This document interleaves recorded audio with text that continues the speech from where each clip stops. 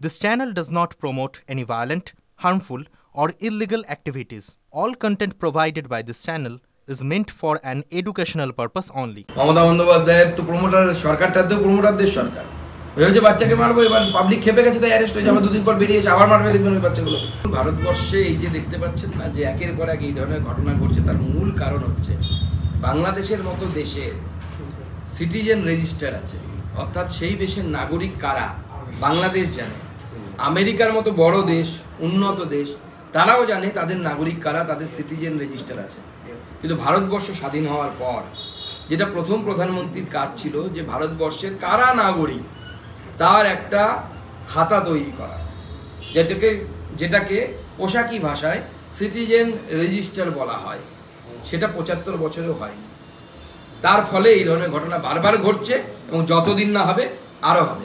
৩০ বছর ধরে সেই মহিলা পশ্চিমবঙ্গে বিয়ে করে ঘর সংসার করছে, তার আশেপাশের লোকজন, সরকার কেউ জানেই না যে সে পাকিস্তানি নাগরিক। কিন্তু পশ্চিমবঙ্গ সরকারের এই যে এত লোক, এতদিনে একজন, আমরা জানি না কত পাকিস্তানি আছে, সমস্ত পাকিস্তানিদেরকে ভারতবর্ষ থেকে তাড়াতে হবে। খোঁজো এবং ধরো এবং তারপরে ফেরত পাঠাও, এই তিনটে আমাদের দাবি। এই দাবি নিয়ে আমরা আগামীকাল প্রত্যেক প্রশাসনিক জেলা কেন্দ্রে পশ্চিমবঙ্গের আমরা বিক্ষোভ সমাবেশ বা অবস্থান বিক্ষোভ এই ধরনের কার্যক্রম করতে চলেছি।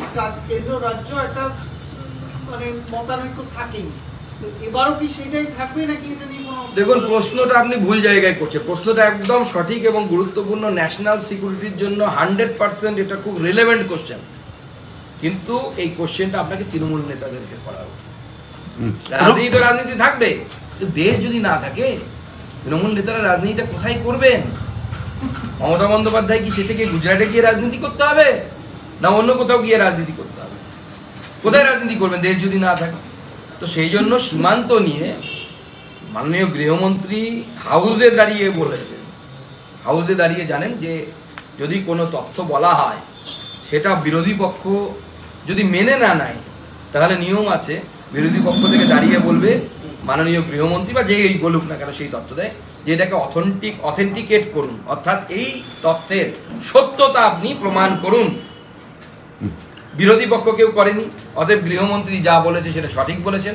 ৪০০ কিলোমিটারের বেশি, গোটা পূর্ব ভারতে ৬০০ কিলোমিটার ফাঁকা সীমান্ত আছে, ৪৫০ কিলোমিটার এই বাংলাতে। বাকি যেটা আছে সেটা পাহাড় আছে, নদী আছে, দেয়া সম্ভব না। বাদ বাকি সব জায়গায় হয়ে গেছে, সব রাজ্যে হয়ে গেছে, কোনো রাজ্যে কোনো বিরোধিতা নেই। শুধুমাত্র পশ্চিমবঙ্গে মাননীয় মুখ্যমন্ত্রী নিজের ভোট ব্যাংকের স্বার্থে পশ্চিমবঙ্গের ডেমোগ্রাফিকে পরিবর্তন করার জন্য এই প্রচেষ্টা চালিয়ে যাচ্ছেন, এই সীমান্তে জমি দিচ্ছেন না।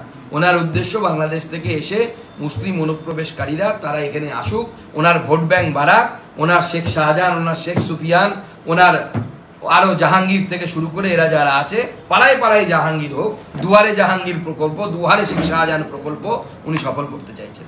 মাটিগাড়াতে আজকে সেনাবাহিনীর ক্যাম্পে ঢোকার অভিযোগে গ্রেপ্তার হচ্ছে আসিয়া খান। এবার উত্তরবঙ্গের মাটিগাড়া কি বলবেন? না দেখুন, উত্তরবঙ্গের মাটিগাড়া এবং শিলিগুড়ি করিডর, মাটিগাড়াটা শিলিগুড়ি করিডরের মধ্যে একটা পার্ট, তো স্বাভাবিকভাবে এই এলাকা অত্যন্ত সেন্সিটিভ, দেশের স্বার্থের সাথে জড়িত। বিএসএফ ক্যাম্পে কেন বা সেনা ছাউনিতে কেন ঢুকতে গেছিল, তার গ্রেপ্তার হয়েছে, তার তদন্ত হবে আগামী দিনে, সেটা বেরোবে, সকলের সামনে আসবে। কিন্তু আমাদের অর্থাৎ রাজ্যের সাধারণ মানুষ থেকে শুরু করে মুখ্যমন্ত্রী থেকে শুরু করে সবাইকে এই বিষয়ে যথেষ্ট সচেতন হওয়া উচিত বলে আমার মনে হয়। রুফটপ আর রেস্তোরাঁর রাশ কলকাতা পুরসভার বিজ্ঞপ্তি জারির পরে অ্যাকশন, সারদান অ্যাভিনিউ থেকে বাধা পেয়ে ফিরতে হলো পুরসভা কর্মীদের, কি বলবেন? দেখুন, পুরসভার কর্মীদেরকে কেন বাধা পেয়ে ফিরতে হচ্ছে তার কারণ হচ্ছে এই রুফটপ রেস্টুরেন্টটা যখন হয়েছিল, আমি হলফ করে বলছি তৃণমূল কংগ্রেসের লোকাল কাউন্সিলর থেকে শুরু করে অনেক নেতা পয়সা নিয়েছিল। প্রত্যেকটা এই ধরনের অবৈধ কাজ করতে এরা পয়সা নেয়। এমনকি ছোট ছোট যারা ডালা নিয়ে বসে রাস্তার পাশে, ডালা নিয়ে বসাটাও অবৈধ, কিন্তু গরিব মানুষ কোথায় যাবে, তারা পর্যন্ত কাউন্সিলর প্রত্যেক ডালা থেকে টাকা তোলে।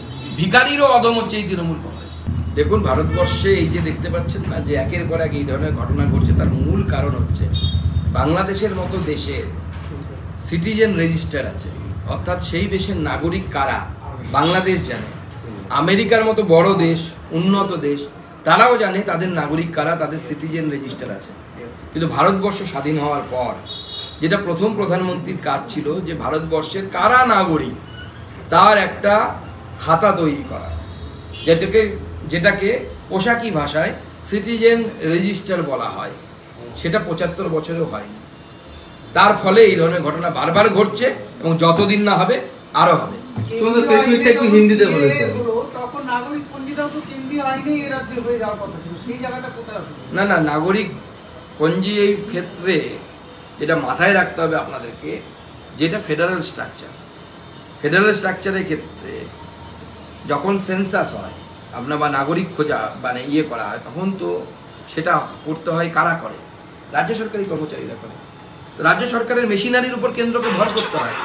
আমাদের রাজ্য সরকারে যারা বসে আছে, যারা বিরোধী দল, তারা যদি রাষ্ট্রের কথা না ভাবে, দেশের কথা না ভাবে, একা মোদি বসে সব ওখানে কি করবে? এটা তো টিম গেম, এটা টিম ভারত, যার কোনো ভোটের পর রাজনৈতিক পরিচয় থাকা উচিত না। মুখ্যমন্ত্রী মমতা বন্দ্যোপাধ্যায় সবার মুখ্যমন্ত্রী হওয়ার কথা এবং ভারতবর্ষের প্রত্যেকটা জায়গায় এই নিয়মকানুন মানা হয়। আপনারা দেখেছেন গত কয়েকদিন আগে প্রধানমন্ত্রীর বক্তব্য ভাইরাল হয়েছে।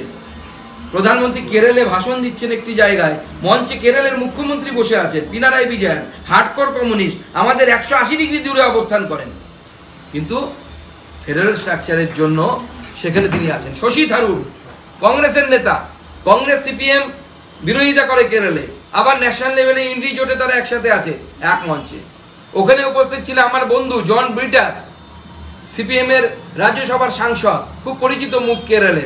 আমরা একসাথে এক কমিটিতে ছিলাম, আমার খুব পরিচিত বন্ধু, সিপিএম এর রাজ্যসভার সাংসদ, তিনি ওই মঞ্চে প্রধানমন্ত্রীর সাথে। এই ধরনের রাজনীতি পশ্চিমবঙ্গে হয় না, তার ফলে পশ্চিমবঙ্গ দিনের পর দিন পিছিয়ে যাচ্ছে।